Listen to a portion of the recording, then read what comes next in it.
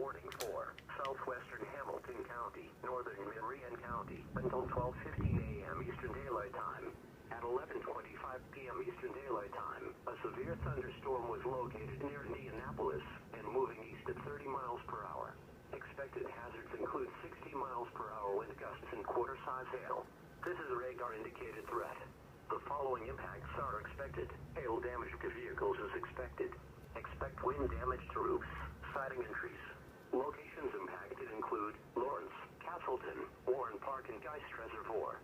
This includes Interstate 65 between mile markers 111 and 125. This includes Interstate 69 between mile markers 200 and 203. This includes Interstate 70 between mile markers 83 and 90. A tornado watch remains in effect for the warned area. Tornadoes can develop quickly from severe thunderstorms.